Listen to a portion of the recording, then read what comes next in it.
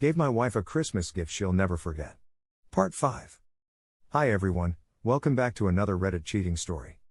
Before we start, please hit the subscribe button and click the notification bell so you won't miss another cheating story goes live. We are on the sidewalk in Midtown Manhattan, her making a scene crying her eyes out. A couple folk walk by and give side glances, but at that point I didn't care. I wasn't about to publicly humiliate her, I pretty much already socially and professionally destroyed her, but I needed to get the last bit of emotion I had for her out. I finished telling her I didn't regret the 23 years I spent being her husband.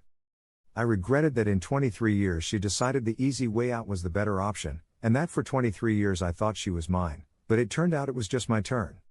Put in my Raycons, turned around and walked the fuck away. Later that night, her father calls me and apologizes. He praises me for always being a good man to his daughter, and tells me he's ashamed of her and that he raised her better than what she did. Not gonna lie, I'm going to miss the old man. My dad died years ago, so he's always been my default father figure since. But I can't see myself maintaining a relationship with anyone on her side of the family.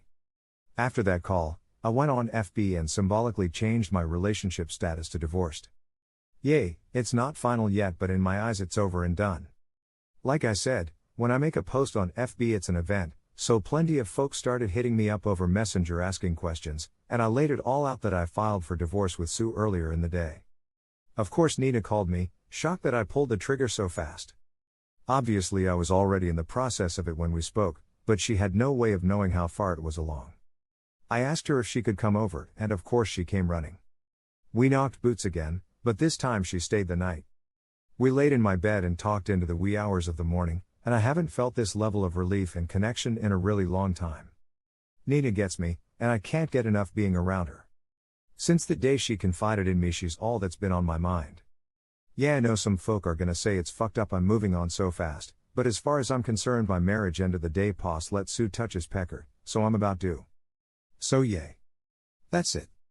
That's the end. My divorce is in the works, and I'm moving on to start a relationship with Nina. We're going to take it slow, and we're not announcing anything until the divorce with Sue is legal and official. As for Sue, I could give a flying fuck what happens to her. She could move Poss into our old home for all I care. I'll be getting my money for the house over the course of 2021, 4 quarterly installments, and aside from the $653 I will pay out directly to her savings account monthly, I never have to see or speak to her again. Final update, as only my closest friends, 2 sons, older sister and mother have my new contact info, and I've completely blocked my SDBXW on all social outlets. She has had no means of reaching me since I left her Christmas Eve, but some of our mutual friends still do. Last night I'm hanging out in my apartment and I got a voice call notification on Messenger from one of said friends, one of the few who hadn't abandoned her following me outing her affair.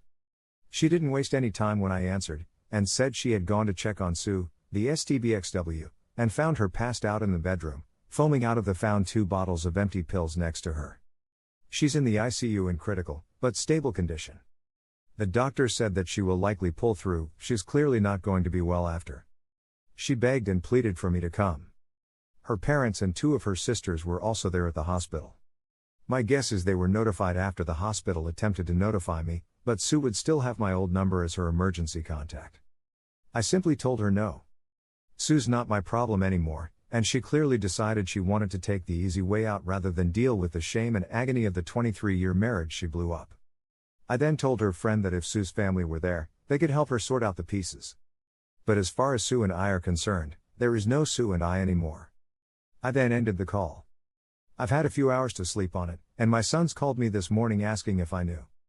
I told them yes, but I also let both of them know that if they want to be there and supportive of their mother, I will not hold it against them or judge them for it. She is their mother after all.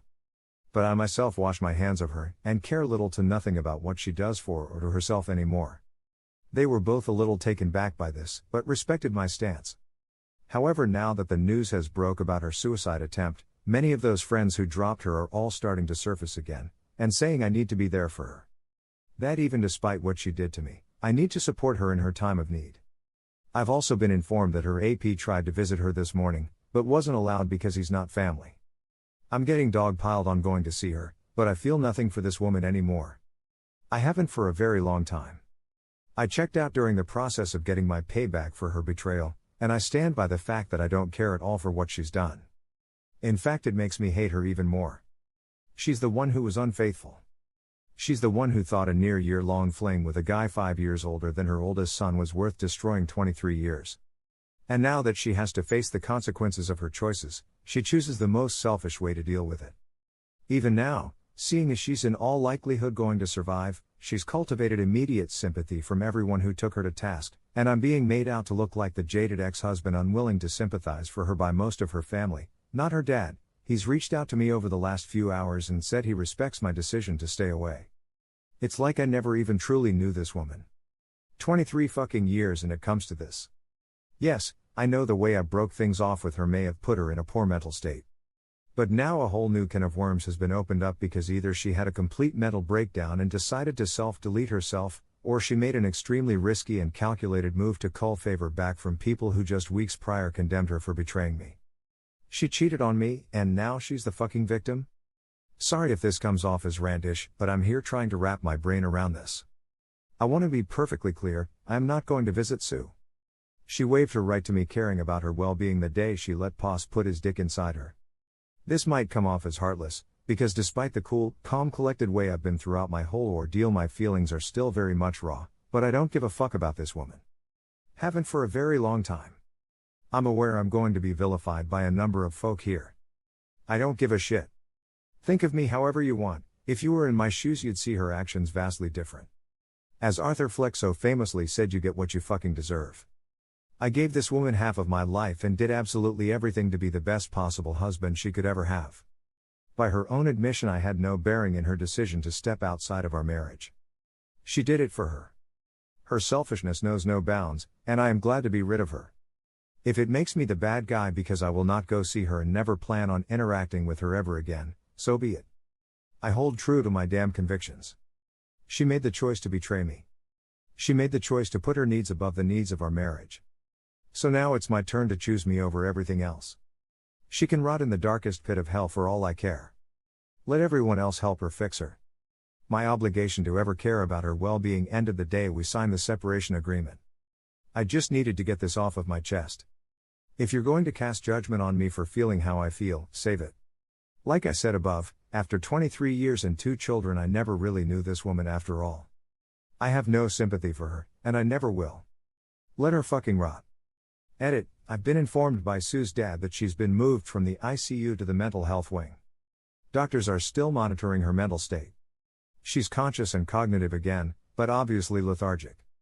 Her father told me she asked did I come to see her, and he said no, and she shut down after. He respectfully said any further news he'll share only if I inquire, because he understands the headspace I'm in. Also, I've scheduled counseling for 17. The first consultation is this coming Monday. Update end. Thank you for watching, and don't forget to subscribe and turn on the notification bell for any future cheating stories.